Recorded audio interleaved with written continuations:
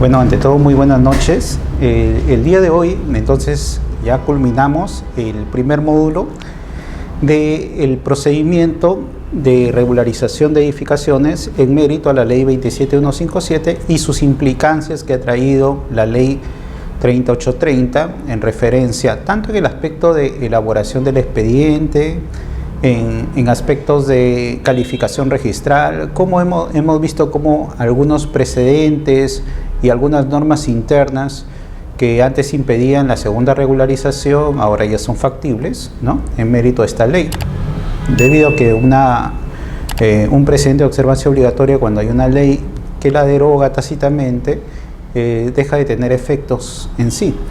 Y con ello pues se amplían los alcances a efectos de acoger nuevas regularizaciones, ya sabemos, con el marco de diciembre del 2016 bajo el amparo del título primero de la ley 27157. Más que todo, una especie de recapitulando, hemos visto las modificatorias que también ha traído en referencia a causales de improcedencia, y con ello nuestras clases que han precedido, más que todo, están referidas a estos nuevos puntos de vista en la calificación y en referencia también a los verificadores para que puedan, en el desempeño de sus funciones, acoger un acto de regularización que va a permitir la inscripción, que es lo que se busca, ¿no? Y hemos dicho que una cosa es edificar, que es el aspecto material, y otra cosa es declarar la edificación, que es el reconocimiento jurídico en cuanto a esta edificación. Hay que tener presente también que para la edificación sí existen ciertos parámetros que hay que seguir, ¿no? Dentro de ellos, por ejemplo, si el bien pertenece a un menor de edad y sus padres quieren edificar, y sobre ello un poco esta función administrativa que ellos tienen de velar por los bienes de sus menores se va a ver afectada con esta edificación, tendrían que pedir permiso o autorización judicial. Ojo, para lo que es edificación, y esto lo encontramos en el inciso 8 del artículo 448 del Código Civil. También hay que tener presente que en caso de aquellas personas que estén o se dediquen a estas actividades de buscar tesoros, ¿no?, y nos encontremos en un predio cercado, un predio que se encuentra edificado o sembrado, en su caso la autorización la tendrá que dar el propietario de aquella edificación. Y en su caso, si obtiene ganancias y hay una distribución de 50-50% en referencia a esta importancia del hecho de edificar, ¿no? Entonces, edificación hemos dicho que es lo material.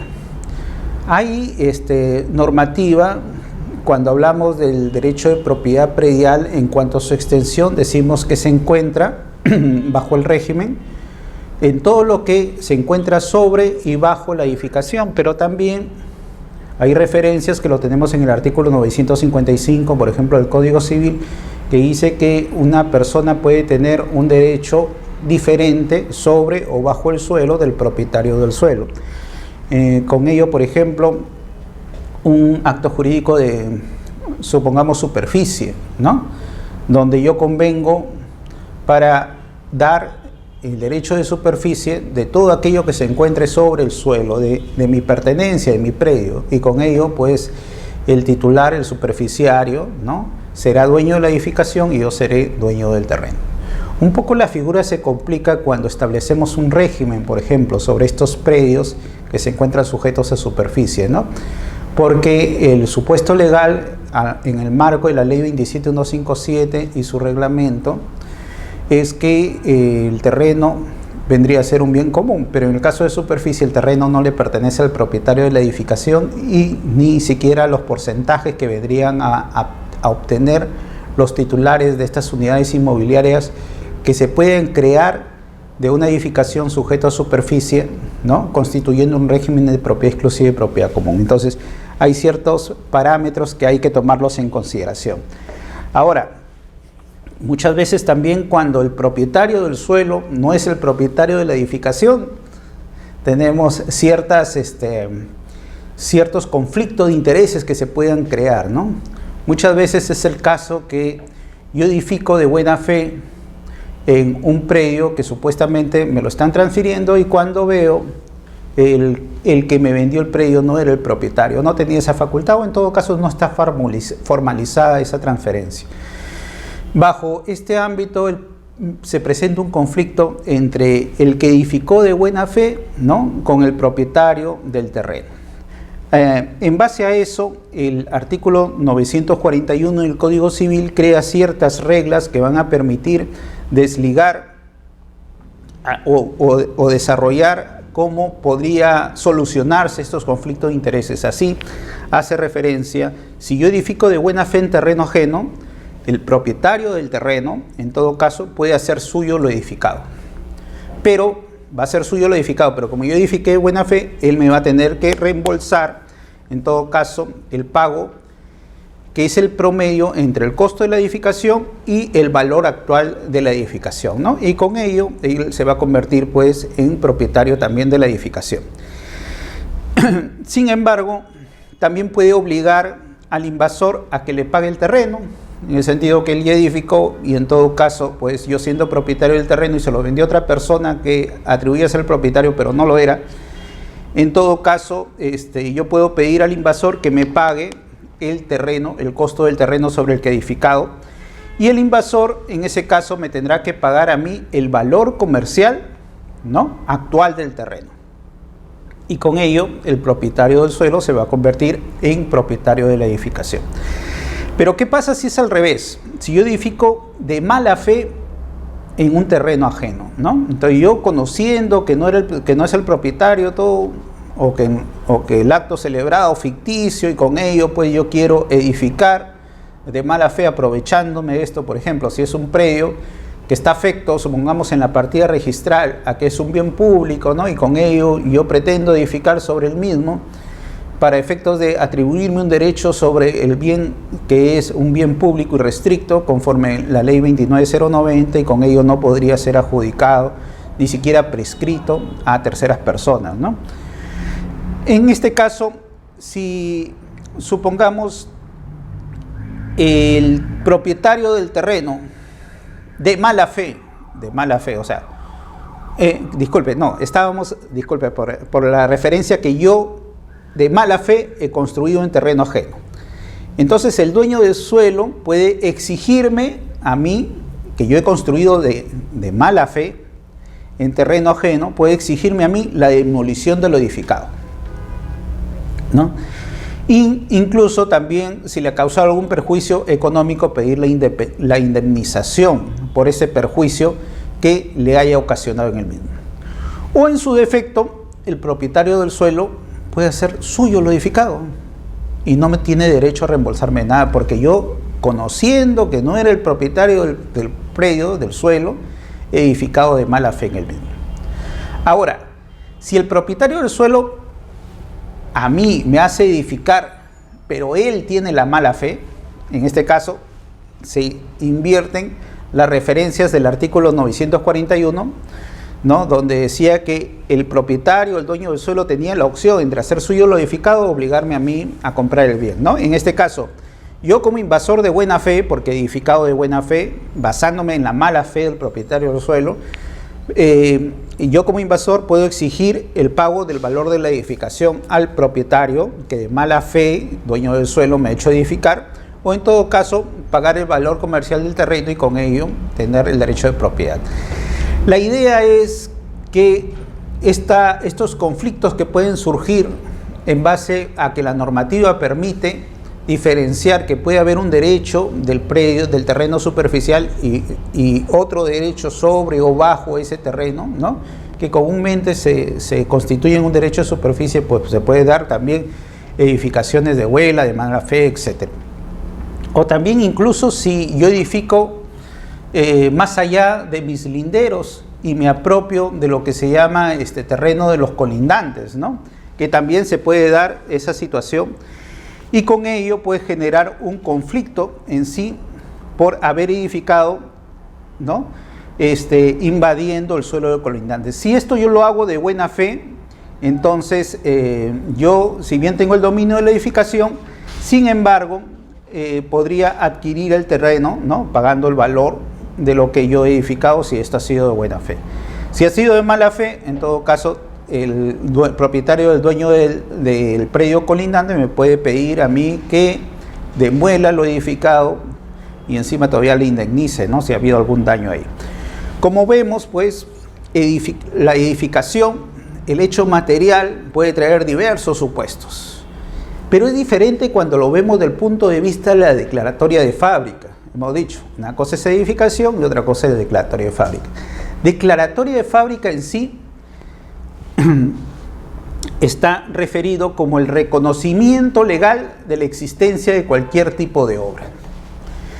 En este caso nos encontramos en un supuesto por el cual la edificación ya existe y lo que pretendemos es que exista ese reconocimiento legal, porque a mí me interesa pues ciertos intereses que pueden conllevar esta publicidad jurídica registral o actos o ser la declaratoria de fábrica un acto necesario previo para yo poder constituir un reglamento interno, para poder subdividir, ¿no?, para poder efectuar, por ejemplo, un arrendamiento de parte de un local del predio, etc.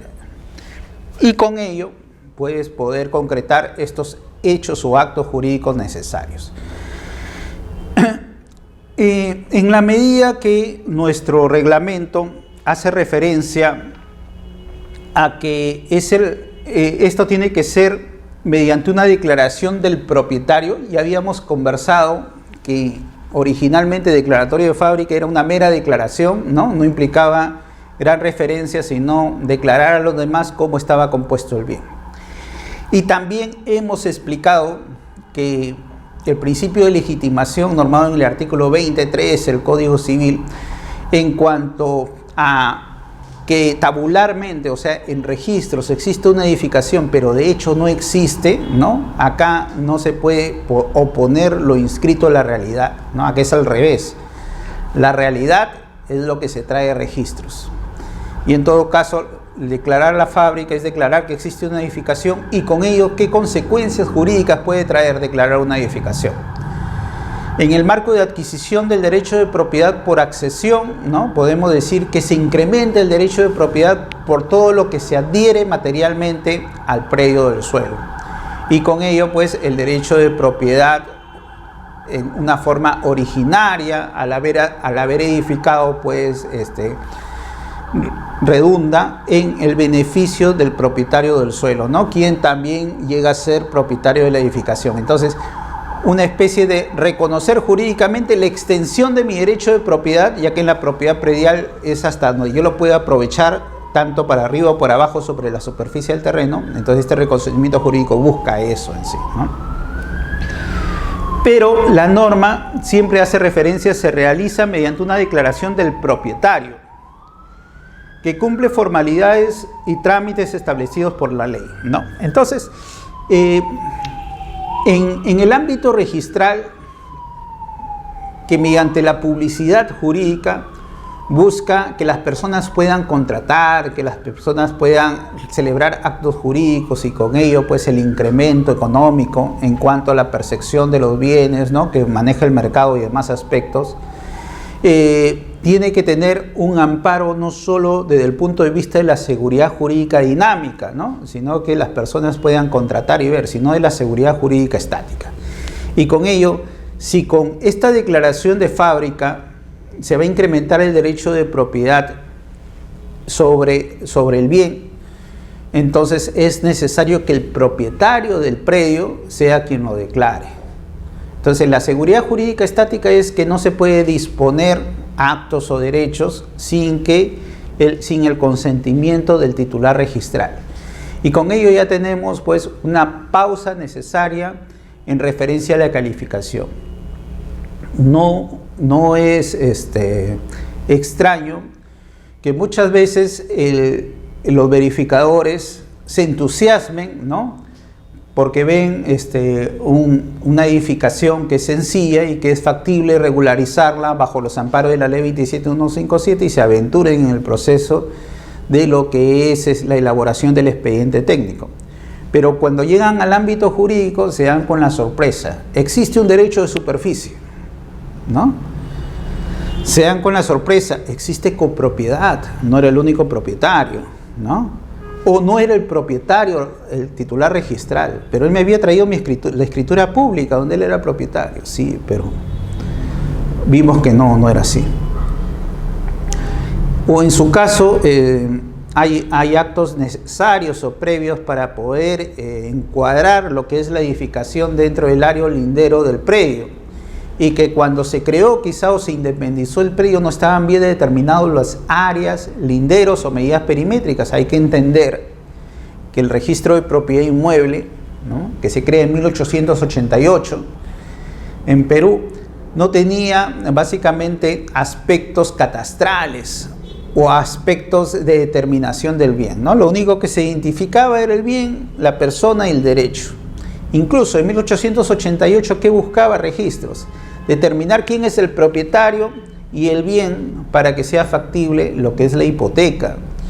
Y con ello, pues, los bancos, los acreedores hipotecarios podrían ejecutar la misma, determinando que el propietario y el bien estaban completamente identificados.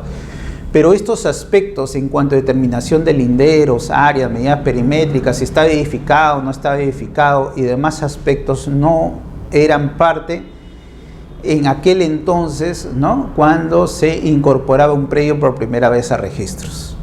Y en la actualidad tenemos varias partidas que no cuentan con área, linderos y medidas perimétricas, comúnmente las que están en tomos, ¿no?, porque son las partidas más antiguas. Ya posteriormente ya fue requisito para inmatricular el informe de catastro y otros aspectos relevantes en cuanto a subdivisiones y demás modificaciones que podría traer la edificación.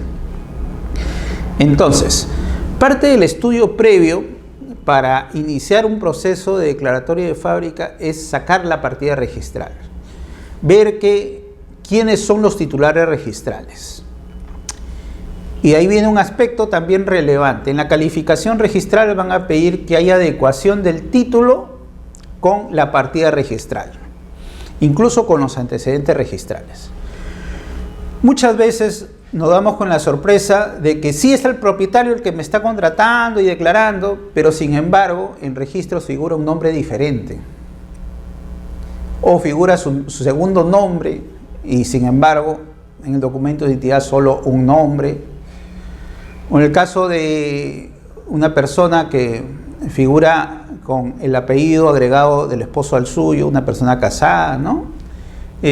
O en su caso también, en cuanto a los documentos de identidad, el DNI no figura actualizado en registros. Estos aspectos son factibles de modificar mediante los procesos de rectificación de nombres. Las rectificaciones de nombres se pueden dar por diversas necesidades. Por ejemplo, se podría dar que yo soy un heredero, ¿no?, por testamento de mi padre, y mi padre cuando hace el testamento pues me declara o en forma errada se me pone un nombre. También podría darse cuando yo adquirí el bien, yo era policía, ¿no?, o era militar, en todo caso tenía mi CIP, tenía mi libreta militar, etcétera, que me identificaban, porque en aquel entonces, hace años, el DNI no era el documento necesariamente identificatorio de la persona. Incluso los de la policía no tenían libreta electoral, ¿no?, tenían su carnet de identificación policial. Y con ello se da pues esta referencia de inadecuación.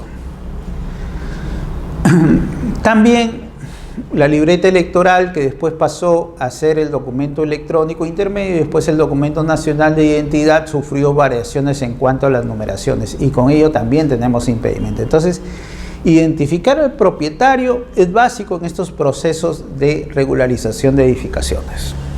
Y muchas veces, si con estos procesos, por ejemplo, yo voy a declarar la edificación de un edificio y que esto va a conllevar cuando establezca el reglamento interno se independizan las partidas, simultáneamente yo podría hacer lo que es la rectificación de nombre.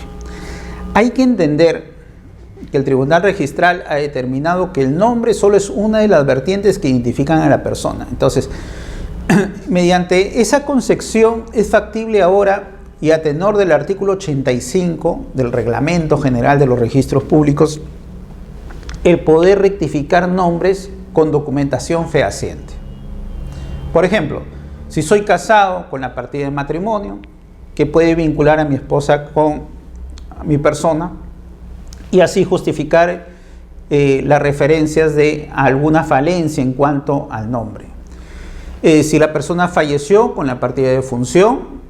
En cuanto a las personas que variaron el número de documento de identidad, quizá con un certificado de RENIEC C5 que permite vincular los números antiguos con los actuales números y con ello pues poder encontrar aspectos de vinculación. En el caso de haber adquirido el bien por herencia, ¿no?, mediante mi partida de nacimiento, y con ello poder permitir al registrador que pueda vincular el nombre del causante con el heredero declarado. Y en base a eso, pues, mediante otros elementos, el registrador pueda determinar que sí es la persona, el titular registral que figura, a pesar que en su documento de identidad y en el expediente de regularización de edificaciones pues figuran nombres diferentes o datos diferentes. Si yo me encuentro bajo el supuesto que voy a hacer una fábrica, un reglamento interno, una independización, lo recomendable sería modificarlo antes que se inicien estos procesos. ¿Por qué? Por el costo más que todo, y también porque después va a haber perjuicios cuando desee transferir las unidades inmobiliarias producto de la independización, ¿no?, en mérito del reglamento interno. El costo en cuanto al título matriz, y después simplemente cuando ya esté rectificado en el título en la partida matriz, ya las partidas independizadas se van a trasladar ya el nombre rectificado, va a ser uno solo, ¿no? Sin embargo, si después lo hago, después de haber independizado, voy a tener que pagar partida por partida porque ya son predios independientes. Quizá basándome en el mismo título, pero en todo caso ya la referencia va a ser diferente. Entonces, si es el propietario, el titular registral, también hay otros aspectos necesarios que hay que ver en referencia a lo que es la regularización.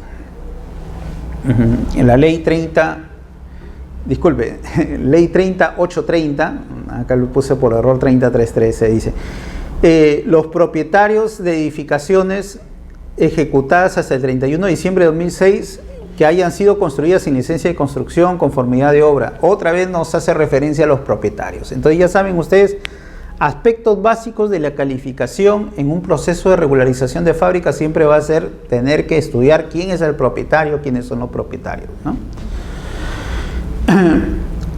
Y la primera disposición complementaria y transitoria de la ley 3830, cuando hace referencia a la procedencia de la regularización, cuando ya ha habido, ¿no?, predios que anteriormente fueron acogidos a lo que es la ley 27157, su ampliación por la ley orgánica de municipalidades 27972, y también cuando hubo una nueva ampliación, ya sabemos, hasta diciembre del 2003, y aquello que se permitía una segunda regularización hasta diciembre del 2005 a mérito de la ley 28437, que amplía y modifica la 14ª disposición transitoria y final de la ley orgánica de municipalidades. Ahora ya sabemos que es factible acogerse a estos procesos de una nueva regularización en base a la ley, acá sí está correcto, 3830, ¿no? ¿Y qué pasa cuando yo encuentro que dentro de los titulares registrales existen copropietarios? Teníamos un precedente de observancia obligatoria, dicho sea de paso, que fue dejado sin efecto mediante un pleno registral, un acuerdo del tribunal registral, donde empezó a examinar o a reevaluar el criterio que tenía en referencia a este precedente. Este precedente pedía antiguamente la intervención de lo que era todos los copropietarios en los procesos de regularización de fábrica, haciendo referencia pues que en cuanto a la fábrica se iba a modificar el bien en sí, ¿no? Decía, en el formulario sobre regularizaciones de declaratoria de fábrica y conformidad con los alcances de la ley 27157 y su reglamento, deben intervenir todos los copropietarios del bien. La anterior disposición no se aplica a fábricas o demoliciones que se requieran regularizar, que se quiere regularizar fue efectuada cuando el bien no pertenecía a los copropietarios. Bueno, entonces acá había una referencia de excepción, pero en sí pedía la intervención de todos los copropietarios, basándose el criterio en referencia que había una modificación de la edificación. Sin embargo, mediante un acuerdo plenario, en este caso, ¿no?, el 27º y 28º pleno registral, se cambia o se deja sin efecto este precedente, partiendo de una premisa diferente, ¿no? En cuanto a la declaratoria de fábrica, en sí era el reconocimiento jurídico de una edificación, y la edificación era lo material. Habíamos partido así, ¿no? La edificación, lo material; la declaratoria de fábrica, el reconocimiento de lo jurídico. Entonces, en base a ese análisis, el Tribunal Registral cambia su posición y llega a las siguientes conclusiones. La primera conclusión es que a partir del análisis del ordenamiento vigente, edificación o construcción se vincula a la realidad física. En tanto, la declaratoria de fábrica se vincula al mecanismo jurídico para que el registro admita la existencia de dicha realidad.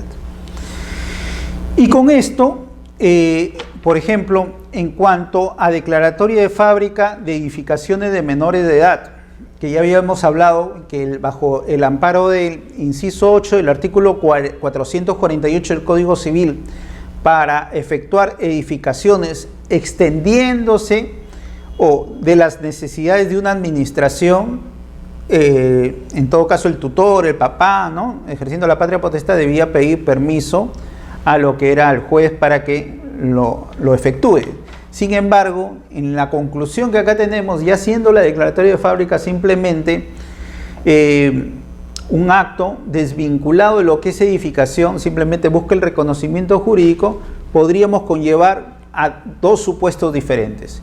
La declaratoria de fábrica, al no modificar sustancialmente el predio ni constituir acto de disposición, no requiere la necesaria intervención de los copropietarios. Por ejemplo, esta es la primera conclusión en cuanto a copropietarios, ¿no? Y también el tribunal ha entendido, dice que son dos opciones en el tratamiento registral que podemos hacer referencia en cuanto a la declaratoria de fábrica: entenderlo como acto de administración o una simple constatación de un acto físico o hecho de la realidad física, un hecho jurídico traído a registro, ¿no?, que incrementa mi derecho de propiedad. Pero en todo caso, al ser un acto de administración, en el caso de declaratoria de fábrica de predios de menores de edad, donde la edificación ya se efectuó y lo que estoy haciendo es regularizando algo que ya existe, entonces el entendido es que ya no se necesitaría de este consentimiento judicial para estos actos de mera administración, ¿no? Y en caso de copropietarios se aplicaría en sí el artículo 971 del Código Civil, ¿no?, donde mediante mayoría absoluta se pueden ejercer actos de administración ordinaria, y con ello los votos se computan por el valor de las cuotas en sí que podrían conllevar a la misma. Pero si lo entendíamos la declaratoria de fábrica como acto de disponer, entonces ahí se tendría sentido el precedente de observancia obligatoria que en su momento establecía que se necesitaba la participación de todos los copropietarios. Ahora, ¿qué problemática ha traído esto en referencia, por ejemplo, a los bienes sociales? Entonces, si hablamos de acto de disposición, el entendido era que los dos cónyuges participen para efectuar este reconocimiento jurídico, pero uno de ellos también podría ejercer acto de administración en representación de la sociedad conyugal bajo estos aspectos, ¿no?, con el permiso del otro.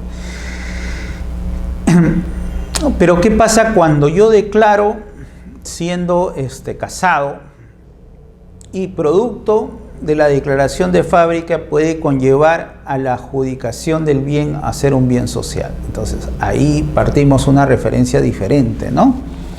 El artículo 79 dice que en esos casos hay que requerir la partida de matrimonio y en todo caso la declaratoria que la hagan ambos cónyuges va a conllevar a lo que es la adjudicación a favor de la sociedad conyugal. Entonces, pero en el ámbito de segunda instancia que ha quedado referencia una libertad, digamos, a los propietarios en estos supuestos, ¿no? En cuanto, si no participa el otro cónyuge, entonces el bien se va a mantener con referencia a que sea una propiedad que incremente por accesión mi derecho de propiedad propio, de bien propio, ¿no? Porque ya hemos dicho que la edificación mediante la accesión da luz a que mi derecho de propiedad se ve incrementado. Pero he visto una resolución con voto en discordia, y quizás exista otras resoluciones más, pero en sí el entendido era que si ya estamos hablando de un supuesto jurídico que la edificación es de ambos, en su caso no interesaría que participe o no participe el otro propietario en la regularización de edificación, basta con la partida de matrimonio y el registrador tendría en su caso que efectuar lo que es el asiento de dominio a favor de la sociedad conyugal. Entonces, miren las implicancias que traen también el reconocimiento de una declaración de fábrica, el reconocimiento jurídico. El derecho de accesión, que incrementa mi derecho de propiedad. El derecho de bien social, en cuanto yo he edificado un bien que pertenece a la sociedad conyugal, ¿no? Entonces tenemos dos referencias diferentes. Ya sabemos que las adquisiciones de propiedad, conforme lo hemos visto en las clases pasadas, ¿no? Pueden ser adquisiciones originarias, adquisiciones derivadas. La accesión es una adquisición originaria en cuanto a lo que se une o adhiere materialmente al terreno, ¿no? Así como el aluvión, como habíamos dicho, que son incrementos de tierra en forma sucesiva, imperceptible. La abulsión, cuando la fuerza de un río arranca pues un pedazo de terreno, estos son los predios ribereños, ¿no? Y lo incorpora a otro predio ribereño, ¿no? La accesión natural, en caso de crías, ¿no? También tenemos, y otros tipos y bueno, la apropiación, la casa, el hallazgo, entre otras formas de adquisición originaria. En cuanto a la adquisición derivada por transmisión de propiedad, puede ser a título oneroso, puede ser a título gratuito, ¿no? Por ejemplo, las sucesiones intestadas, donde el mismo derecho de ser heredero legal me hace propietario de los bienes del causante, y para efectos de poder reclamar ese derecho yo interpongo mi proceso de lo que se llama sucesión intestada, ¿no?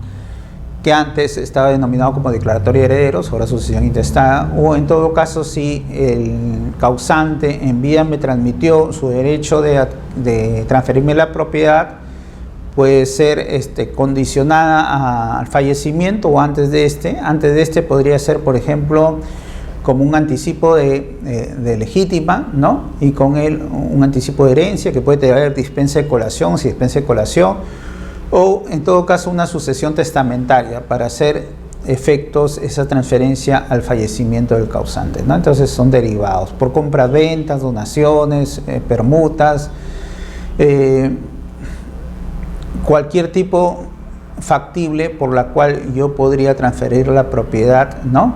En forma voluntaria, y también mediante un acto jurídico válido debidamente reconocido en nuestro ordenamiento civil. Entonces, esos son los aspectos que pueden llevar lo que es la transferencia de propiedad, ¿no? Entonces, partamos que bajo los ámbitos de la nueva disposiciones que nos trae o la nueva visión traída por el Tribunal Registral en cuanto a declaratoria de fábrica, basta mayoría, hemos dicho mayoría absoluta, ¿no? Para poder establecer estos actos del bien. Y si en su caso hay alguna, no es factible obtener la mayoría vía trámite incidental, lo que se denomina conforme el código civil, en todo caso proceso sumarísimo, ¿no? Por la cual yo puedo, en todo caso, en caso de empate, poder que el juez determine o haga efectivo lo que es esta declaratoria o reconocimiento de derecho de edificación. La copropiedad es un derecho de propiedad de cuotas ideales, no hay una cuota material específica que tengan los propietarios. Esto se pueden derivar, por ejemplo, en caso de ser herederos, ¿no? Por el ámbito de la sucesión. Fallece el causante y los herederos declarados se convierten en copropietarios en sí. En su caso, esta copropiedad va a conllevar a que cualquier acuerdo que tengamos que hacer, tengamos que hacerlo con la referencia de todos. El Código Civil por eso un poco incide siempre en la posibilidad de que exista la partición, ¿no? Porque conllevar a que un grupo de personas se ponga de acuerdo a veces trae pues interrupciones o perjuicios a los actos jurídicos que son necesarios en nuestra economía, en el mercado y en la seguridad jurídica dinámica, ¿no? Incluso en actos de arrendamiento donde se necesitaría la intervención de todos, ¿no? Por eso habla, ¿no? Unanimidad para disponer, grabar, arrendar un bien, darlo en comodato, introducir modificaciones en él, por ejemplo. Si nos encontraríamos, por ejemplo, en los procesos de edificación, unanimidad, ¿no?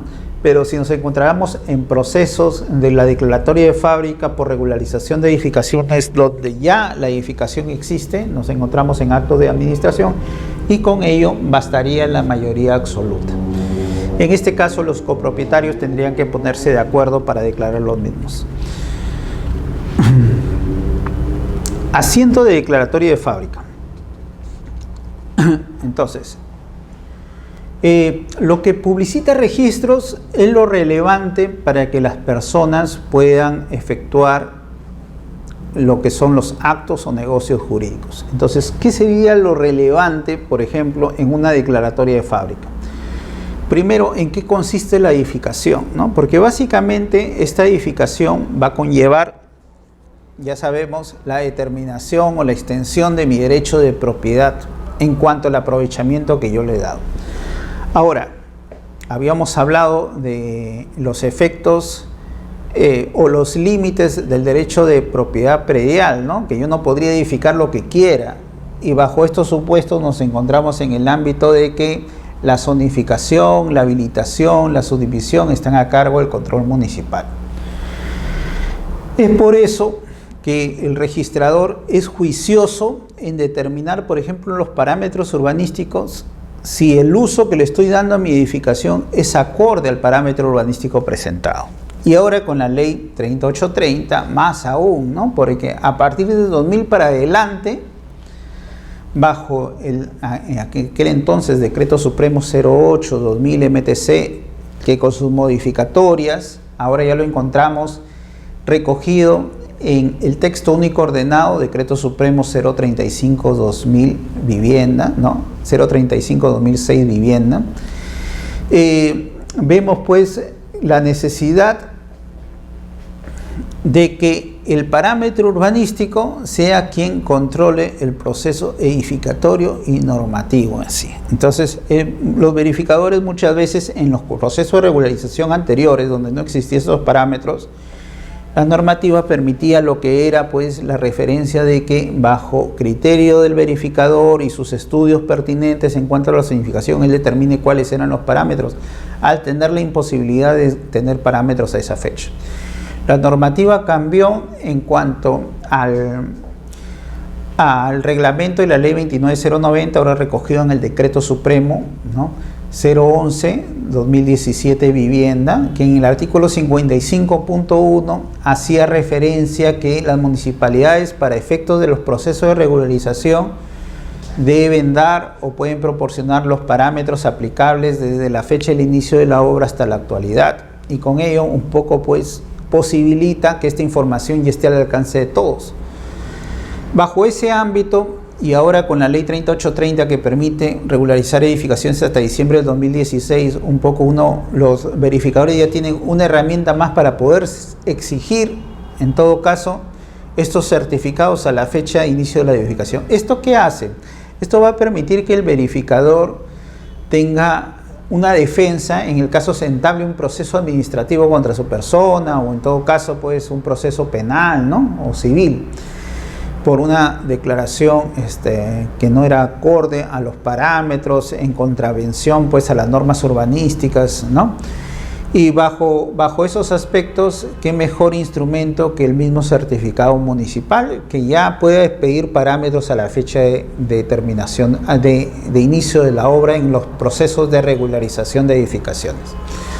Ahora, si no nos encontramos con esa información, en su caso, ya sabemos, mediante el silencio positivo administrativo, en cuanto es una norma que ya lo encontramos rogada o normada en la ley 29090, que con su texto único ordenado, ahora es el decreto supremo 006, 2017 vivienda, ¿no?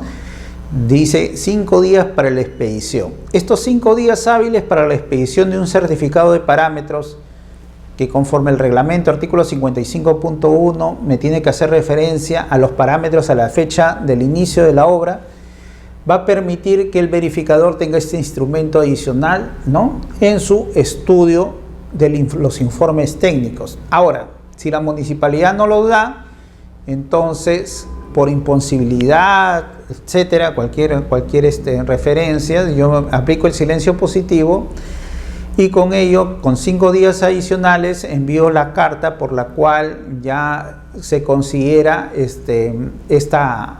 que ha pasado el plazo legal, y con ellos el verificador, al amparo del artículo 25 del decreto supremo 035/2006 vivienda, ya podría hacer referencia de los parámetros aplicables a la fecha de edificación en aspecto de regularización de fábrica, a pesar que sean edificaciones posteriores al año 2000, donde ya había certificado de parámetros, ¿no?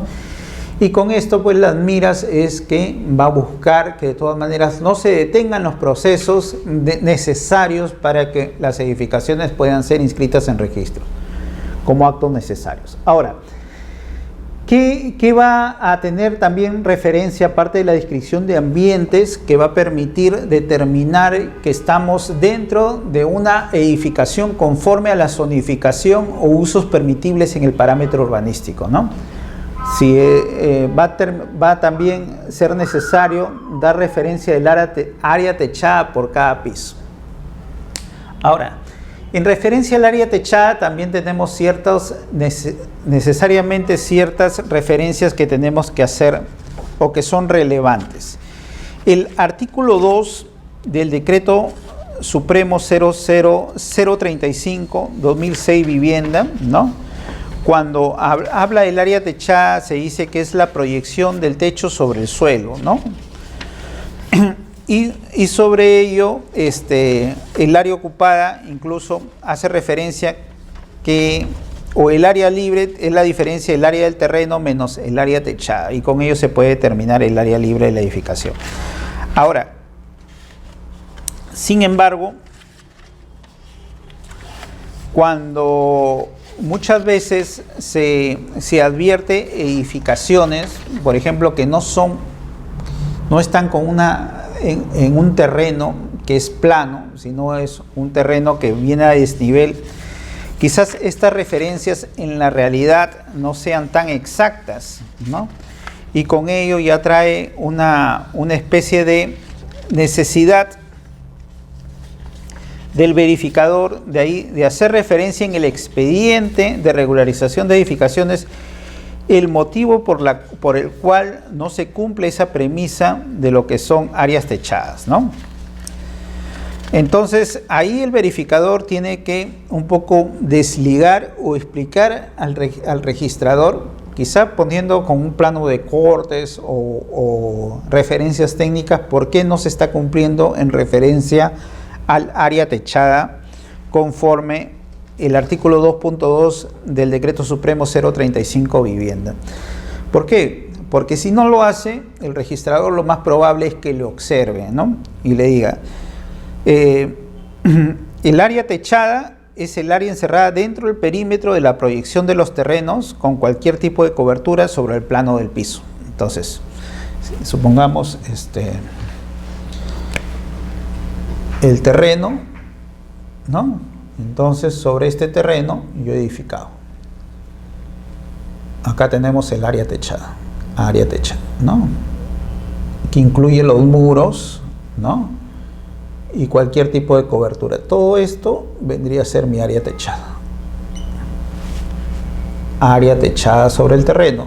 La diferencia vendría a ser el área libre, la que no tiene edificación.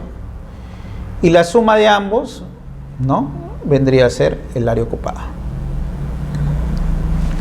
Desde esa perspectiva es que el registrador maneja las referencias en cuanto a la calificación registral, ¿no? El área techada, el área libre, el área ocupada. Ahora, algunos, hay edificaciones que tienen ciertas particularidades, ¿no? Donde no necesariamente esto se cumple. Más que todo cuando nos encontramos a predios a desnivel. Entonces, a predios a desnivel, la proyección en cuanto a la edificación, pues es diferente, quizás, en referencia al primer piso.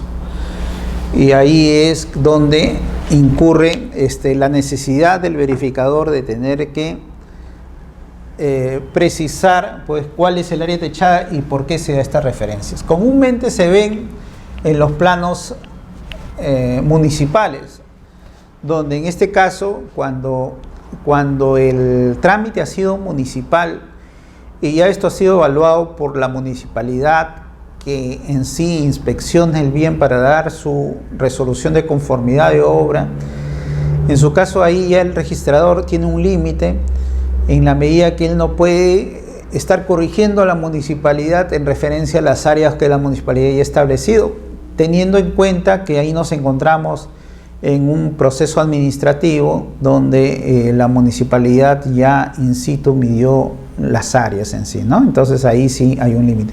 Pero en caso de regularización de edificaciones en mérito a la ley 27157, ahí sí el registrador, si no se le explica, va a hacer referencia a observaciones sobre el mismo.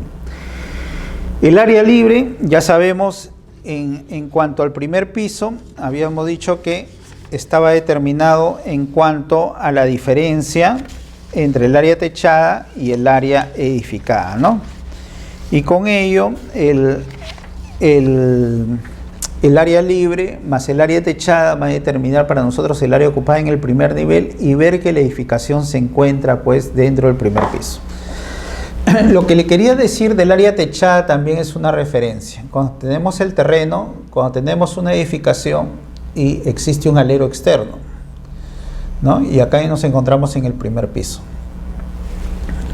En este caso, en la medida que el área techada, conforme el artículo 2.2 del Decreto Supremo 035-2006 Vivienda, decía que es el área proyectada, ¿no? Es el área encerrada por el perímetro de la proyección, de los techos con cualquier tipo de cobertura sobre el plano del piso. Entonces, si acá tenemos, supongamos, 100 metros cuadrados y yo he edificado todo, el área techada debería ser 100 metros cuadrados. Ahora, ¿y el alero externo? ¿Qué pasa con el alero externo, no? Es un área techada, pero no está sobre el perímetro de piso. Por eso es que cuando se hace el formulario registral se le pide desagregar, ¿no? Se desagrega. Entonces, en el primer piso acá será pues área techada 100 metros, ¿no? Y supongamos alero, supongamos que sea 15 metros, supongamos 15 metros, ¿no? El área total del primer piso va a ser solo 100 metros. ¿Por qué? Porque esto no está bajo la proyección del perímetro superficial del piso. Por eso es que se desagrega y por eso es que no suma en referencia al área techada del mismo piso. En su caso, lo que se estipula, aparte de ponerlo en forma separada, es que en el segundo nivel ya esto va a ser considerado, ¿no? Y en el segundo nivel ya el área ocupada va a ser incrementada, ¿no? Ya será 115 metros y ahí sí pues su techo será sobre la proyección del mismo. Entonces área techada acá será 115, pero estoy en el segundo piso, está en el primer piso, ¿no? En el primer piso 100 metros porque 100 metros es el área ocupada. En el segundo piso 115 por los 100 metros más los 15 que habíamos hecho referencia en el primer piso. Entonces en el segundo piso ya puede ser el área techada 115 metros cuadrados, ¿no? Y con eso no habría referencia en cuanto al área techada. El área libre, la fecha de finalización de la obra, también dato importante, la fecha de finalización de la obra en cuanto va a permitir la determinación, ¿no?, de la antigüedad de la edificación, pero también la determinación de que si el predio es un bien social o es un bien propio, ¿no? Ya habíamos dicho que si yo adquiría el terreno siendo soltero y después me casaba, ¿no?,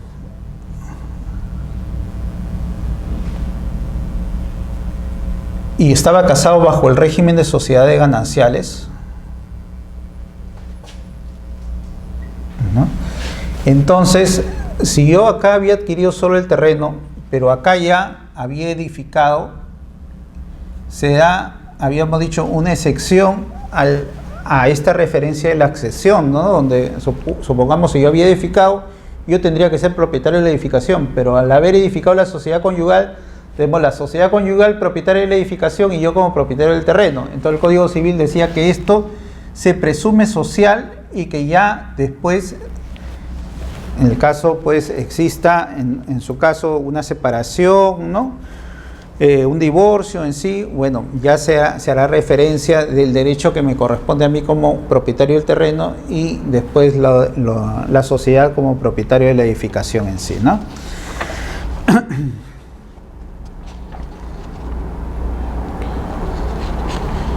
Por eso dice el artículo 310 del Código Civil, dice, tienen la calidad de bienes sociales los edificios construidos a costa del caudal social en suelo propio de uno de los cónyuges, abonándose el valor del suelo al momento del reembolso, ¿no? Entonces, al momento del reembolso, ya, bueno, a mí me darán el valor del suelo y la sociedad ya el valor de la edificación, y en esa proporción vamos a tener que hacer pues la referencia en cuanto si un posible caso de separación. Ahora, entonces para esto sirve la fecha de finalización de la obra, o es relevante en todo caso la fecha de finalización de la obra, ¿no?, si el bien es social o el bien es propio. Ahora, puede ser que también yo ya esté casado, pero no es que la casa la he edificado yo, sino la casa viene de una herencia, de un causante, ¿no?, del papá, por ejemplo, del papá que falleció. El papá que falleció edificó, supongamos, el año 98, ¿no? Yo adquiero el predio, yo me caso el año 2000 y adquiero el predio el año 2010 por sucesión. Y muchas veces se viene a confusión. Hoy la fecha de finalización dice que fue, la obra ¿cuándo fue? En 1998. Yo me casé el 2000. ¿Qué quiere decir? Que acá no ha intervenido la sociedad conyugal en la edificación. Por lo tanto, en este supuesto, yo si bien estoy regularizando el 2010, ¿no?, por la sucesión adquirido el bien el 2010, si bien lo estoy regularizando el 2018, sin embargo, ¿no?, esto lo adquirí por la sucesión de un predio que mi papá fue el que edificó. Y se mantiene la condición de bien propio, ¿no? Entonces, ahí también hay que tener cuidado. En referencia muchas veces también de la misma declaración de la regularización de edificaciones, ¿no?, que si me acojo a la ley de regularización y veo que la sociedad conyugal no intervenió en la edificación, ahí sí se aplica la regla de la accesión y el bien sigue siendo propio y no social. Otro supuesto es que estoy casado, pero no bajo el régimen de sociedades gananciales, sino bajo el régimen de separación de patrimonios.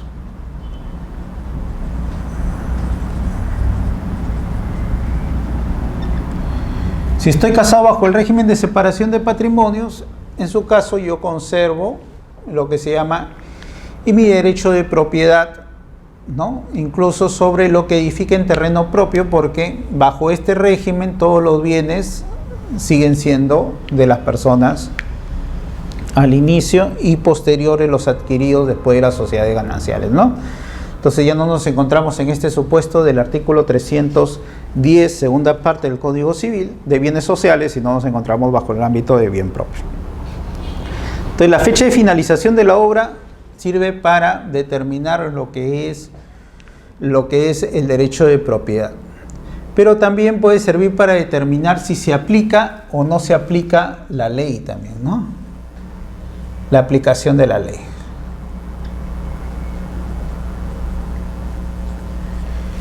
Y ahí viene también otra referencia. Si yo me voy a acoger a la ley 27157, ya sabemos, modificado por la ley, ¿no?, 30830, solo puede ser para edificaciones que sean hasta diciembre del 2016. Y por lo tanto, la fecha de finalización es relevante para ver si yo me encuentro en este supuesto normativo para poder aplicar lo que es la regularización de edificaciones. O sea, el derecho de propiedad y la aplicación básica de la ley, ¿no? Ahora también viene otra referencia, que si yo hice una regularización, supongamos, hice una regularización el año 2000, ¿no?, diciendo que la fecha de finalización fue el 98, el 2018 puedo hacer una nueva regularización conforme a la ley 30830. Pero la fecha de finalización debería ser posterior al año 2000, que ya efectué la primera regularización, ¿no? Esta es la segunda regularización. ¿Por qué? Porque el año 2000 yo dije que solo había, por ejemplo, un piso de la edificación. Y no puedo el año 2018 decir que al año, supongamos, que al año 99 había dos pisos. No, porque el año 2000 ya declaré que había un solo piso. Entonces lo que puedo decir es que del 2001 para adelante, quizás, ¿no?, ya tengo un piso mayor, o en todo caso, pues si acá lo he hecho en el mes de enero, supongamos acá ya a partir del mes de febrero para adelante, ¿no?, a efecto de la segunda regularización. Ahora, si yo esta primera regularización lo he hecho el año 2017, y ojo que la ley 30830 dice hasta diciembre de 2016, ya tampoco sería factible acoger a una segunda regularización por la ley 30830, porque ya el 2017 declaré, ¿no?, cuál era la edificación que había de un solo piso. Ya el 2018 ya no podría decir, no, el 2016 tenía dos pisos, ya no, ¿no? Había ahí en todo caso impedimentos de la partida registral que van a permitir, que van a impedir que yo efectúe esta segunda regularización acogiéndome a la ley 30830, ¿no? Normado en el artículo 42, inciso D del texto único ordenado del Reglamento General de los Registros Públicos. Entonces los registradores van a ver que el que declare sea el propietario, y también van a ver la adecuación del título con el antecedente registral, y acá tenemos referencias necesarias que hay que tomar en consideración.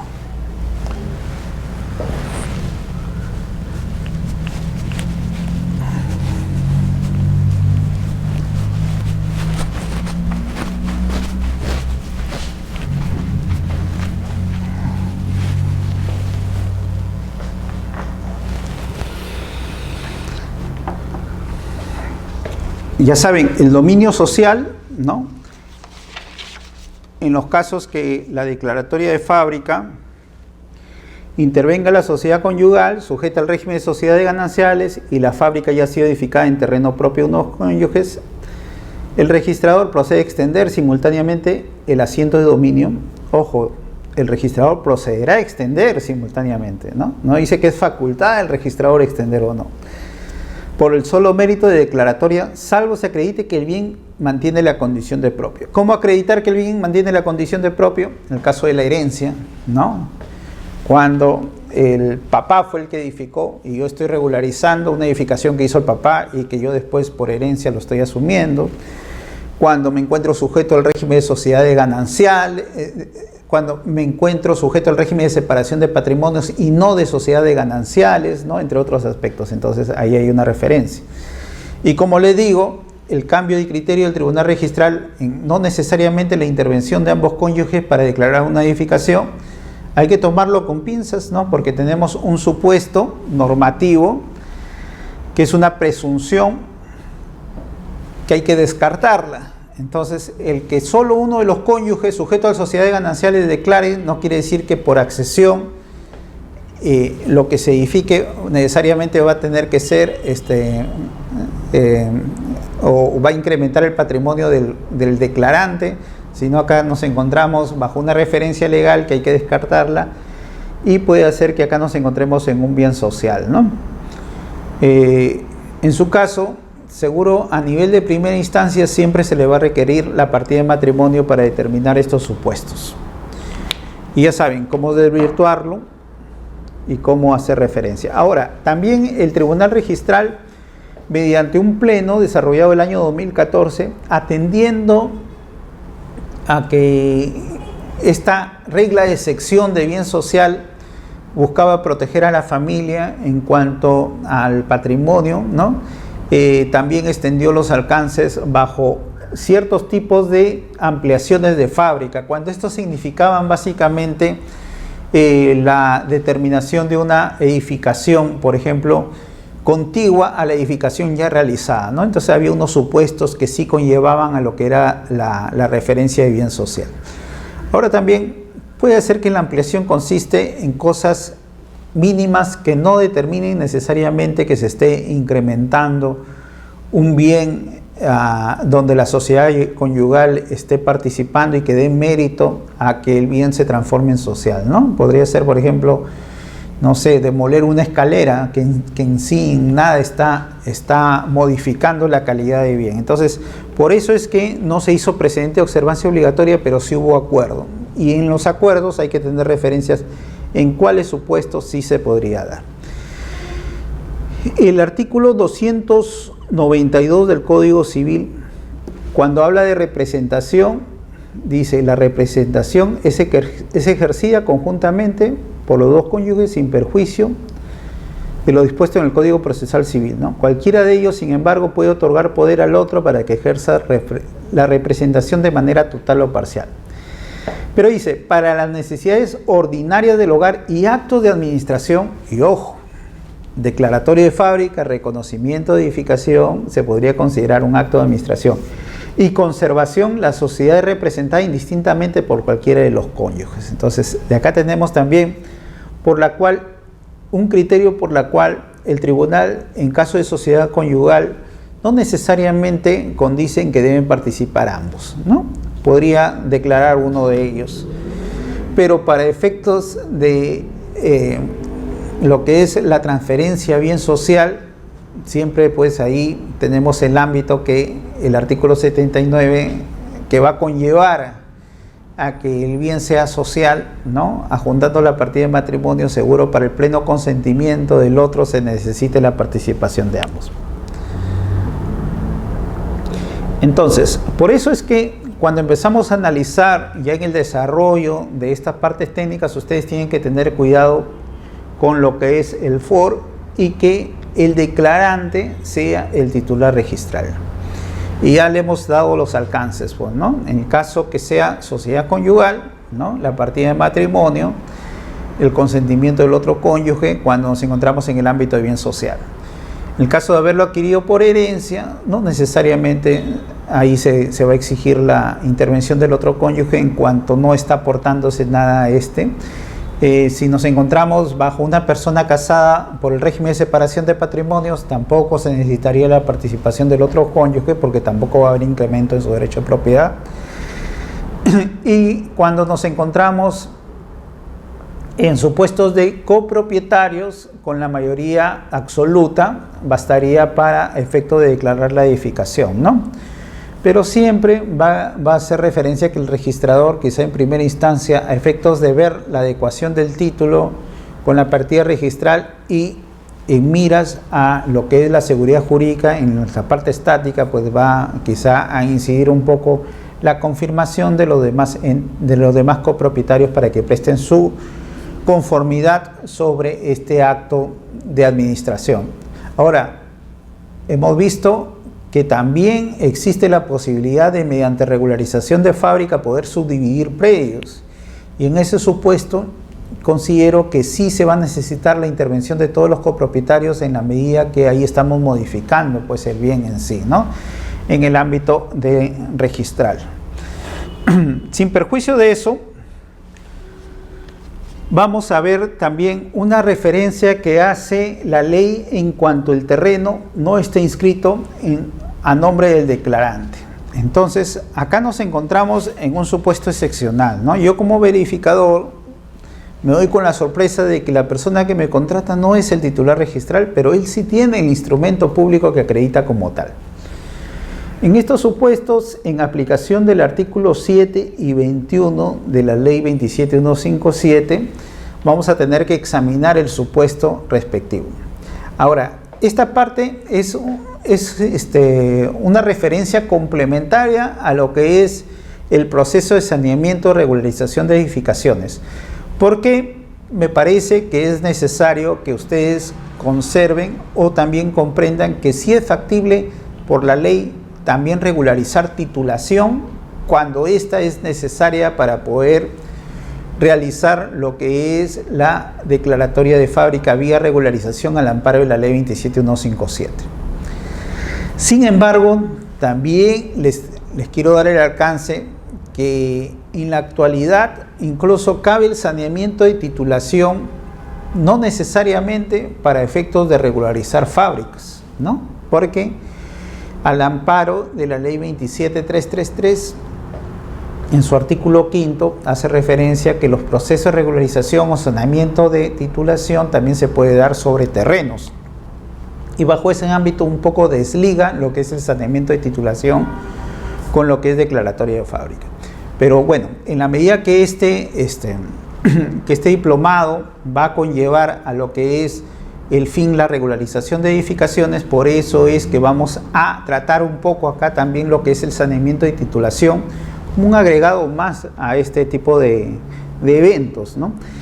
El artículo 7 de la ley 27157 hacía referencia a dos supuestos: falta de título de propiedad, o sea, la persona es propietario, pero no cuenta con título de propiedad, o cuando el terreno está inscrito a nombre de persona diferente al vendedor. Entonces, acá tenemos dos supuestos diferentes por las cuales se podría llevar a cabo el saneamiento de titulación, ¿no? El artículo 21 y 22, por su parte, complementan estas referencias. Dice, de la prescripción adquisitiva de dominio, primer supuesto. Entonces, ¿qué es la prescripción adquisitiva de dominio? Es cuando un poseedor, bajo ciertas características en cuanto a su ejercicio de posesión y en cierto plazo, por haber ejercido como su posesión como propietario, explotándolo, pagando los impuestos, comportándose como tal ante la mira de todos, su derecho quedó transformado en propietario, ¿no? Porque parte de la función social de la propiedad, ¿no? O sea, yo no puedo adquirir bienes para tenerlos y no moverlos, ¿no? Sino los bienes se tienen que ejercer en beneficio social, ¿no? Y con ello, pues, un castigo para el propietario que lo único que le interesó es almacenar derecho de propiedad sin explotar estos bienes, y un beneficio para el poseedor que se comportó como propietario haciendo el movimiento económico del mismo. La prescripción adquisitiva de dominio, entonces, puede ser bajo el amparo de la ley 27157, y acá ya ampliando los alcances de la función del notario, ¿no? Ser declarada incluso notarialmente, pero cuando nos encontramos bajo supuestos específicos que después vamos a ir desarrollando. El artículo 8, por su parte, de la ley 27157 nos dice, cuando habla de la primera inscripción de dominio, ¿no? Nos habla de llenar o tener el expediente de regularización de edificaciones con la acreditación de los requisitos que nos manda el artículo 20-18 del Código Civil, ¿no? Entonces, acreditar el derecho de propiedad pues, con un instrumento público válido podría ser una escritura pública que tenga la antigüedad de 5 años. Entonces, acreditados esos requisitos, el registrador procede a inmatricular el terreno, una inmatriculación neta del artículo 20-18 del Código Civil, y a la vez declarar lo que es la edificación, ¿no? Y para esto, el artículo 22 de la misma ley habla también la factibilidad de que el registrador pueda acoger la primera inscripción de dominio mediante una declaración notarial. ¿Y cómo mediante una declaración notarial? En este caso nos encontramos bajo el supuesto de que es un propietario que no cuenta con documentos suficientes que acrediten mi derecho de propiedad. El 2018, cuando yo tenía, ¿no?, mi documento de propiedad, mi escritura pública, con eso demostraba mi derecho de posesión de 5 años y daba mérito en la inmatriculación, pero si no tengo esos documentos, incluso puedo, mediante el notario público, suplir esos documentos. Y acá nos encontramos con una referencia de títulos supletorios, que también pueden servir para lo que es inmatricular el bien.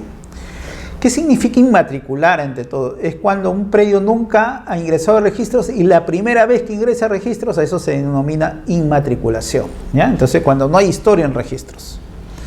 Entonces, el primer supuesto, que puede darse predios inmatriculados o no inmatriculados, o sea, inscritos en registros o que nunca han tenido historia registral. La prescripción adquisitiva de dominio del poseedor, que por el transcurso de tiempo y bajo ciertas condiciones se transforma en propietario.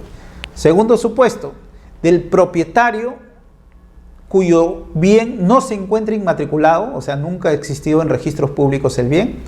El propietario que necesita documentos porque los que tiene no le pueden servir o no tienen fecha cierta para determinar su derecho de propiedad ni son instrumentos públicos, ¿no?, para determinar ese derecho, y con ello acceder bajo el 2018 a la inmatriculación por primera vez a registros. Entonces, ir a la vía notarial para que mediante la formación de título supletorio pueda ingresar por primera vez a registros este derecho. Entonces, son dos supuestos normativos diferentes que, como le digo, es complemento a estas clases de regularización. Ambos hacen referencia, dice que se debe tramitar conforme al proceso del artículo 504 del Código Procesal Civil. Lo que pasa es que la norma, cuando partió pensando en la aplicación supletoria, en la aplicación directa del procedimiento bajo la normativa del Código Procesal Civil, ¿no? Y este artículo 504 nos habla de esos dos supuestos que habíamos visto. El propietario de un bien que carece de documentos, ¿no? Yo soy propietario, carezco de documentos y por lo tanto pido que me suplan esos documentos, por eso se llama título supletorio, que en su caso la normativa habla de otorgamiento de título, para yo acceder a registros. En este primer supuesto de título supletorio se da para predios que nunca han ingresado a registros, o sea que no están inmatriculados. Y el segundo caso es el poseedor, para que se declare propietario por la prescripción, ¿no? Yo soy poseedor, pasó cierto tiempo y ciertos presupuestos y sin embargo me declaré en propietario. Ahora, ¿cuáles son el caso de la prescripción? ¿Cuáles son esos requisitos que me dice la norma? Y acá ya tenemos que irnos a nuestro derecho sustantivo, que es el dado en el Código Civil. El Código Civil recoge todos los derechos sustantivos de las personas en referencia, dentro de ellos, ¿no?, a los derechos de propiedad. Y cuando nos hablábamos de adquisición originaria del bien, esta también sería una adquisición originaria, porque el título o mi derecho de propiedad no me lo otorga el propietario del bien, ¿no?, en forma derivada, sino yo lo adquiero por la posesión misma. Entonces, por ley me otorga, mi derecho de propiedad surge que siendo posesionario me convierto en propietario, o mi derecho se transforma en propietario por estos presupuestos. Tiene que ser una posesión continua, ¿no?, en el tiempo, no interrumpida, y si ha habido interrupción antes de un año, retomar la misma. Tiene que ser pacífica, no estar en conflictos con otra persona, y si tuve alguna vez conflicto, esos conflictos ya cesaron. Y actuar como propietario, ya que no toda posesión puede conllevar a que yo tenga el derecho de propiedad, ¿no? Puede ser que yo sea un servidor de la posesión, por ejemplo, un vigilante, ¿no? Y no necesariamente ahí conllevo yo o me convierto en propietario por el transcurso del tiempo por poseer el bien, porque lo único que estoy haciendo es obedeciendo órdenes de una persona que sí es el propietario.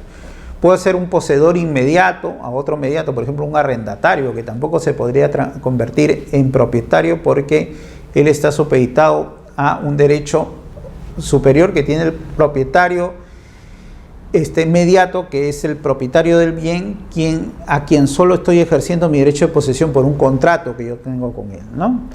Un servidor de la posesión, ¿no? Un poseedor en sí dependiente, o un alojado que no necesariamente vendría a ser un poseedor, ¿no? El hijo, por ejemplo, no puede prescribir al padre, etc. La normativa en cuanto a estos requisitos de la posesión, que sean constante, pacífica y pública como propietario, dice que se puede dar a los 10 años. Esto es un plazo extraordinario cuando yo no tengo un título de mi derecho de propiedad, sino bajo la misma posesión yo adquiero el bien. Pero si yo tuve un título, pero ese título me fue otorgado por alguien que no era propietario, ¿no? Sino alguien que me vendió el bien, pero no habiendo sido propietario, pero al final tampoco el propietario nunca me reclama el bien. Si pasan 5 años, y acá habla con justo título y buena fe, o sea, yo lo adquirí creyendo que la persona que me lo vendió era propietario y nunca me reclamó, pero tengo un justo título, tengo un título con una causa válida de ese derecho de transferencia de propiedad, han pasado 5 años, yo también tengo el derecho de posesión. En el ámbito notarial solo se puede adquirir a los 10 años. En el ámbito judicial a los 10 y a los 5 años este derecho.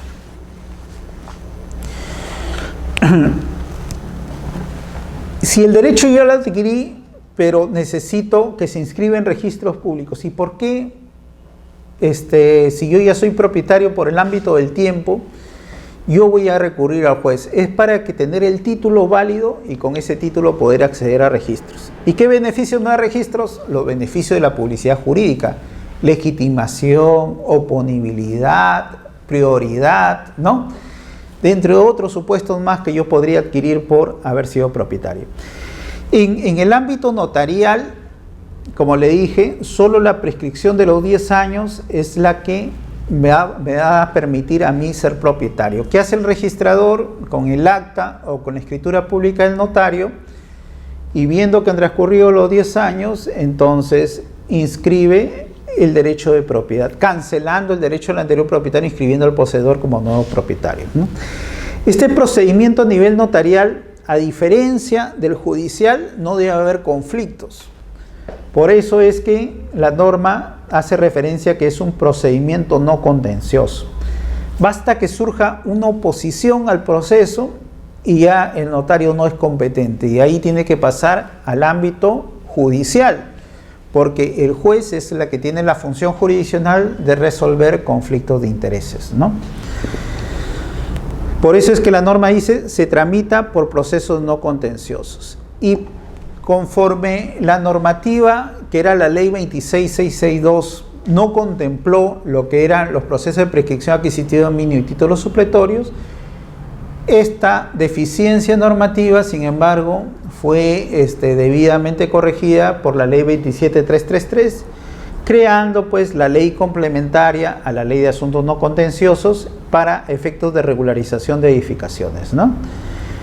Y como les hice referencia, bajo el artículo 5º, inciso K, también comprende a predios que son terrenos ubicados sin que estos cuenten con edificaciones. Entonces, en este ámbito nos encontramos que el notario tiene que ser un notario dentro de la provincia, dentro del distrito donde se encuentra el bien. Si me encuentro en Jesús María, tiene que ser un notario de Lima. Si me encuentro en el Callao, tiene que ser un notario del Callao. Si me encuentro en Huacho, Guaral, Barranca, tiene que ser un notario del Callao, ¿no? En sí, cualquier distrito de Lima, provincia, tiene que ser el Colegio de Notarios del Callao. Cualquier distrito de Lima capital tiene que ser el Colegio de Notarios de Lima. Bueno, en el caso de Lima, ¿no? En el caso de provincia es más fácil porque ahí sí están divididos por distritos y por provincias, y en su caso los notarios, el colegio de notarios donde ejerce su jurisdicción, a eso se llama distrito notarial. Y dentro de la jurisdicción donde se ha separado por provincias, el notario de esa provincia, de ese distrito, es el que va a ejercer la competencia, lo mismo. Ya sabemos que esto lo habíamos visto incluso en declaratoria de fábrica, cuando dijimos que el notario no solo legaliza firmas, sino tiene que ver la validez de los documentos, la capacidad de las personas, ¿no? Que sea competente, etc. Por eso es que se exigía que el notario dentro de la provincia y dentro del distrito.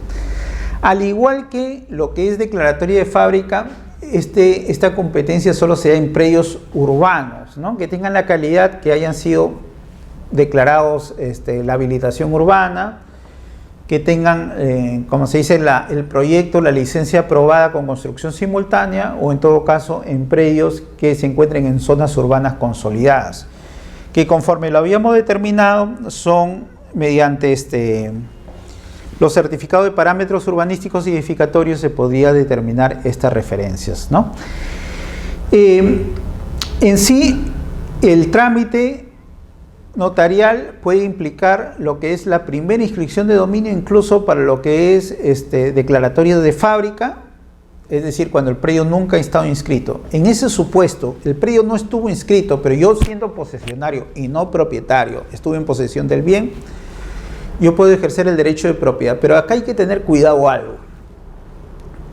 A partir del año 2010 para adelante, los bienes privados del Estado no pueden ser prescritos, ¿no? Se presume que el Estado es posesionario.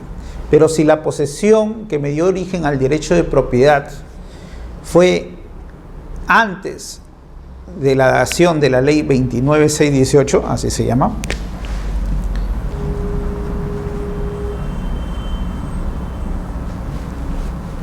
¿no? 2010, así fue antes, pasaron los 10 años, no hay problema, yo sí podría prescribir esos bienes privados del Estado. Los bienes públicos sí son imprescriptibles, ¿no? Porque tienen su protección constitucional en sí. Pero los bienes privados del Estado eran prescriptibles hasta antes del 2010, ¿no? O cuya fecha del plazo prescriptorio se dio hasta el 2010. Para adelante ya no podrían ser prescritos. Entonces, si el bien no pertenece a nadie, yo estaba en posesión, el supuesto jurídico es que es del Estado, y con ello yo puedo adquirir también lo que es la inmatriculación del bien. Entonces, por prescripción, predios que no pertenecen a nadie y que nunca han tenido historia registral pueden ser inmatriculados. Por prescripción también con predios sí inscritos, y en ese caso a quien emplazo es al titular registral, ¿no? En predios no inscritos emplazaré en todo caso al Estado, ¿no? La SBN. Y en predios inscritos al titular registral. Para títulos supletorios, sin embargo, solo se da para lo que es la primera inscripción de dominio. Entonces, para predios no inmatriculados, títulos supletorios, ¿no? Acá vamos a ver que hay todo un procedimiento que hay que seguir a nivel notarial, que lo vamos a explicar en la próxima clase porque es el mismo procedimiento que se va a dar para rectificación de área, linderos y medidas perimétricas. En su caso es un trámite, a diferencia del trámite judicial, es un trámite corto, solo existe una instancia que es el notario. Si el notario lo desestima por oposición o otras causas, simplemente no procede a nivel notarial, no cabe apelación a una instancia superior, no cabe oposición. Si se presenta un conflicto de intereses, en todo caso, por una oposición, esto pasa al ámbito judicial, ¿no? La parte técnica es complementaria a estos procesos y en sí el emplazamiento, como le digo, para bienes que no pertenecen a nadie, tiene que hacerse a nombre del Estado. El notario levanta un acta de presencia, en su caso, y esta es la parte sustancial dentro del proceso de prescripción, porque va a determinar que no hay conflicto de intereses, que la posesión es pública, pacífica, y quizá la continua no puede determinarlo ahí, pero lo va a determinar en cuanto a la documentación que tenga a bien el calificar de demostrar la posesión continua, ¿no? El notario puede levantar un acta o puede levantar una escritura pública formalizando lo que es la solicitud de prescripción. A esto va a insertar las publicaciones en el periódico, que van a ser, dicho sea de paso, 3 publicaciones con intervalo de 3 días. También va a haber notificaciones a los titulares registrales, va a haber notificaciones a los colindantes. En el caso del Estado, la notificación a la SBN. Va a pegarse carteles en el inmueble, determinando que existe estos tipos de este proceso de prescripción no contencioso. Muy aparte de estas publicaciones, el emplazamiento a titular registral en su domicilio, la necesidad de 3 testigos mayores de 18 años, de 25 años, que son 3 mínimo en estos procesos, ¿no? La formalidad en sí va a conllevar a que el registrador inscriba este derecho. Como le digo, si el bien no está inmatriculado, lo inmatriculará. Si el bien está inmatriculado y es una prescripción adquisitiva de dominio, va a tener que revisar que se haya emplazado, en todo caso, al titular registral. Por eso es que en la calificación es bien exhaustivo el artículo 40 cuando dice que cotejará la adecuación con los antecedentes registrales, ¿no? Lo que no puede el registrador en sí es ver o calificar la validez de los actos procedimentales y como el fondo o motivación de la declaración del notario, que eso ya está en el ámbito interno propio de este proceso. Este proceso también puede darse en una anotación, iniciarse mediante una anotación preventiva a nivel registral, lo cual va a conllevar a advertir a los demás que existe un proceso de prescripción a nivel notarial y también va a reservar la prioridad, ¿no? Porque si el titular registral se entera que se inició ese proceso de prescripción y por ahí transfiere, eso no interesa porque la anotación preventiva en sí ya reservó la prioridad. En su caso, hay ciertas directivas que limitan un poco lo que es la calificación de estos procesos no contenciosos. Pero como no nos encontramos en el ámbito de lo que es la prescripción adquisitiva de dominio vía notarial, simplemente esto se lo dejo en sus diapositivas para que ustedes tengan alcance pues, de ciertas limitaciones que el registrador no puede incidir en los demás. Ya saben, título supletorio es un propietario real que no posee documentos que acrediten su derecho. Prescripción adquisitiva de dominio es un poseedor que bajo ciertas condiciones por el transcurso del tiempo se convirtió en propietario. Título supletorio son para inmuebles no inscritos o no inmatriculados. Entonces no cancelan ningún dominio porque nunca ha tenido vida registral. En prescripción adquisitiva de dominio puede ser títulos no inscritos o inscritos. Y en el caso que estén inscritos, sí se cancela el derecho de propiedad del anterior propietario para que el poseedor se convierta en nuevo propietario. En cuanto al plazo, en los títulos supletorios 5 años o ningún plazo, en caso yo junte el FOR con la escritura pública que ya acreditó por sí mi derecho de 5 años, ¿no? Y en el caso de prescripción adquisitiva de dominio solo se da por la prescripción larga, o sea, cuando cumplen los 10 años. En la prescripción corta de 5 años solo se da en el ámbito judicial y también la larga en el ámbito judicial porque este proceso de prescripción notarial lo que busca es un poco levantar las cargas que tenía en el ámbito judicial y con ello pues en los procesos donde no hay conflicto de intereses se puede dar la seguridad jurídica que se necesita. Acá también he adjuntado algunos precedentes, pero que están referidos básicamente a lo que es el proceso de prescripción adquisitiva de dominio, donde ustedes pueden apreciarlo, pero se lo dejo como material para que lo puedan leer, que es interesante en el caso de aquellos que estén interesados en estos actos, básicamente realizarlo a nivel notarial y que en registros conlleve lo que es la prescripción. Y acá algo importante. El carácter social del bien adquirido por prescripción por uno solo de los cónyuges. Entonces, habíamos dicho que si nos encontramos bajo el régimen de sociedad de gananciales, los bienes adquiridos se presumen sociales, ¿no? Y dentro de ellos incluso edificar en terreno propio de uno de los cónyuges hace el bien social.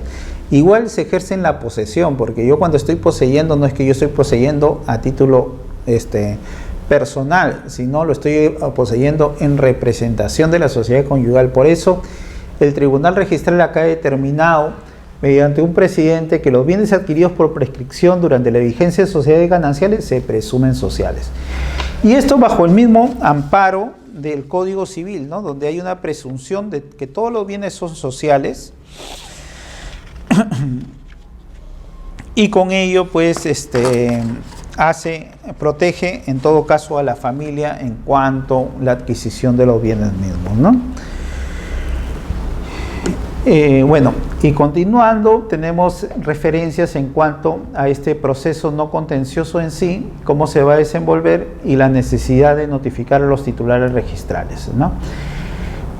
Con eso hemos culminado esta cuarta clase y este primer módulo en lo que es declaratoria de fábrica. Y bueno, como he dicho, este es un complemento a la necesidad de que cuando inicien el proceso del estudio técnico legal, primero verifiquen la situación del dominio en cuanto al ámbito registral, que va a ser muy útil. Y ya saben, si hay problemas de inadecuación, cómo solucionarlos, si hay referencia de copropietarios, cómo solucionarlos, si hay referencia en cuanto a sociedades conyugales, donde uno solo de los cónyuges aparece como titular, ya saben qué le van a exigir y cómo va a culminar el proceso. Así lo tienen las ideas claras y con esto pueden iniciar pues lo que es el proceso de regularización. Muchas gracias.